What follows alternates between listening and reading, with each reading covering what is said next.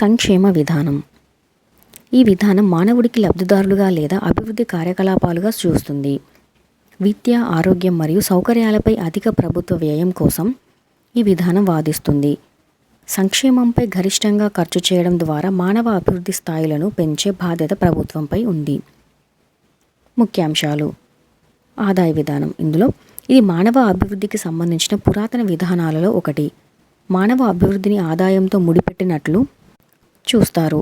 ఆదాయం ఎంత ఎక్కువగా ఉంటే మానవ అభివృద్ధి స్థాయి అంత ఎక్కువగా ఉంటుంది. సామర్థ్య విధానం.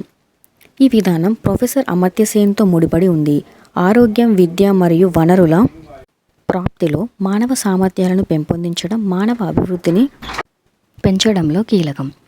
దీనికి సంబంధించిన అదనపు సమాచారం. 1976 వరల్డ్ ఎంప్లాయ్మెంట్ కాన్ఫరెన్స్ ప్రపంచ ఉపాధి సమావేశం కోసం అంతర్జాతీయ కార్మిక సంఘం నివేదిక ఆహారం, దుస్తులు, గృహం, విద్య మరియు ప్రజా రవాణా పరంగా ప్రాథమిక అవసరాలను నిర్వచించింది. అంతర్జాతీయ కార్మిక సంఘం అక్టోబర్ 1919లో స్థాపించబడింది. దీని ప్రధాన కార్యాలయం స్విట్జర్లాండ్లోని జెనీవాలో ఉంది. మార్చి 2021 నాటికి అంతర్జాతీయ కార్మిక సంఘం యొక్క ప్రస్తుత డైరెక్టర్ జనరల్ గై రైడర్. ఉపాధి అనేది ఒక సాధనం మరియు ముగింపు రెండు, మరియు నిర్ణయం తీసుకోవడంలో భాగస్వామ్యం కూడా చేర్చబడింది. ఈ విధానం సంప్రదాయ అభ్యాసాన్ని తిప్పికొట్టింది. ఇది కావాల్సినది భవిష్యత్తులో తలసరి ఆర్థిక వృద్ధి వార్షిక రేటు.